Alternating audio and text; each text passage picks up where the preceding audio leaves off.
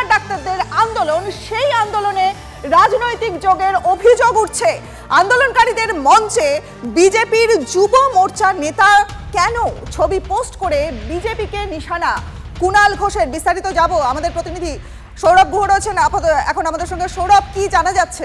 UEM Jaipur is a perfect target for prospective students aspiring for good jobs, good education with future-ready skills. রনিবা, Trinamool Congress গতকালও কিন্তু আমরা দেখেছি কুণাল ঘোষ বলেছেন যে চিকিৎসকদের যে আন্দোলনকে বলা হচ্ছে অরাজনৈতিক, সেই আন্দোলন আসলে অরাজনৈতিক নয়। তার কারণ ওখানে বিজেপি নেত্রী পামেলা গোস্বামীকে দেখা গিয়েছে। এটা গতকাল তিনি সংবাদ মাধ্যমে এই কথা বলেছিলেন, এই বিষয়ে আলোকপাত করেছিলেন। তারপরে আজকে আবারও তাৎপর্যপূর্ণ একটি পোস্ট করেন কিছুক্ষণ আগে, যেখানে দেখা যাচ্ছে যে বিজেপি যুব মোর্চার নেতা কর্মীরা তারা বিভিন্ন খাবার দাবার নিয়ে তারা ডাক্তারদের পাশে গিয়েছেন। সামগ্রিকভাবে যে নাগরিক আন্দোলন বলা হচ্ছে গোটা আন্দোলনটিকে, তৃণমূল কংগ্রেস কিন্তু বারে বারে বলছেন বা বলার চেষ্টা করছেন যে এটা নাগরিক আন্দোলন নয়, এটা একেবারে রাজনৈতিক উদ্দেশ্য প্রণোদিত আন্দোলন। গতকাল মমতা বন্দ্যোপাধ্যায়ের কথাতেও কিন্তু ইঙ্গিত যে আলোচনা নয়, ওদের মূল লক্ষ্য চেয়ার। অরূপ চক্রবর্তী বামেদের নিশানা করে ফাঁকা নবান্ন অডিটোরিয়ামকে দেখিয়ে বামেদেরকে নিশানা করেছেন।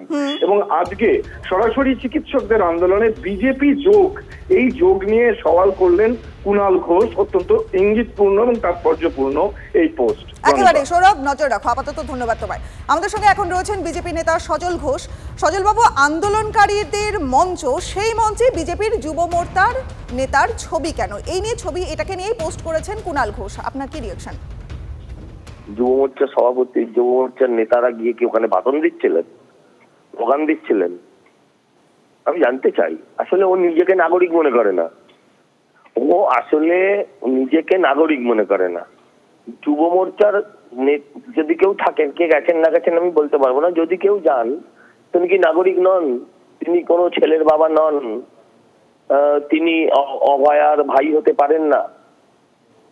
আন্দোলনে যাওয়া আর আন্দোলনের দর্শক হওয়া বা আন্দোলনকে তার সাধ্য মতো কন্ট্রিবিউট করা আর আন্দোলন করা কি এক?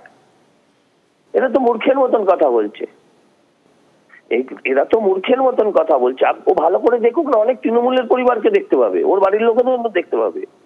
এখন যদি কিছু ওই সারেগামার তৃতীয় সুর আর ষষ্ঠ সুর, এরা যদি এক হয়ে এই ধরনের কথা বলে, এই কথার কোনো যুক্তি নাই।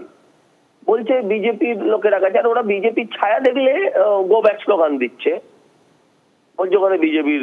আর যদি বিজেপির লোকও যায়, আমি কথার কথা ধরছি, সে তো নাগরিক।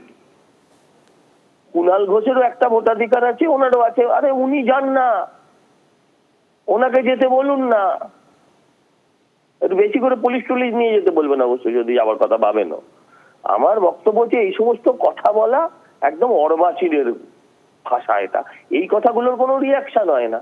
যদি বুঝতাম তারা বিজেপির পতাকা নিয়ে তারা বিজেপি জিন্দাবাদ করছে, তাহলে আপনি বলতে পারতেন। মোদিজির জয়গান করছে, তাহলে আপনি বলতে পারতেন। খাবার দিচ্ছে তো সবাই দিচ্ছে, তৃণমূলের লোকেরাও বাড়ি থেকে যে দিচ্ছে। এদের এইসব কথা নিয়ে আলোচনার কোনো মানে হয় না। এরা এগুলো না করলে এরা টিকে থাকতে পারবে না রাজনীতিতে, এদের রাজনৈতিক অস্তিত্ব থাকবে না, আর কোনো কারণ নেই। এই যে সকাল থেকে ওকে নিয়ে আলোচনা হচ্ছে, এটাই ওদের রাজনৈতিক ফায়দা। একেবারে অনেক ধন্যবাদ আপনাকে। কথা বললাম বিজেপি নেতা সজল ঘোষের সঙ্গে। পাশাপাশি জুনিয়র ডাক্তারদের আন্দোলনে রাজনৈতিক যোগের অভিযোগ দেখছেন মুখ্যমন্ত্রী মমতা বন্দ্যোপাধ্যায়। কি বলেছেন তিনি শোনাবো। এবং আমি জানি তাদের মধ্যে অনেক গ্রুপ এসেছিলেন, অনেকে আলোচনা করতে আগ্রহী ছিলেন, কিন্তু দু তিনটে গ্রুপ বলবো না, 2-3 জন বাইরে থেকে ইনস্ট্রাকশন আসছিল এবং তারা সেসব আমাদের কাছে আছে, আমরা দেখতে পাচ্ছি, কারণ প্রেসই তো তুলছে, প্রেস তো পেছনে ছিল।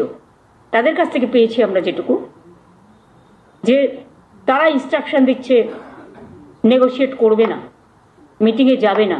নবান্ন সভাঘর, সেখানে যে বৈঠক, সেই বৈঠক ভেস্তে যাওয়া নিয়ে এবার ইঙ্গিতপূর্ণ পোস্ট করলেন তৃণমূল নেতা অরূপ চক্রবর্তী।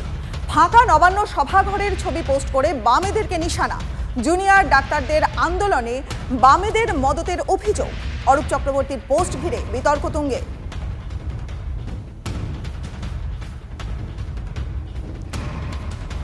আমরা কথা বলেছিলাম সিপিএম নেতা শতরূপ ঘোষের সঙ্গে, তিনি কি বলেছেন শোনাবো।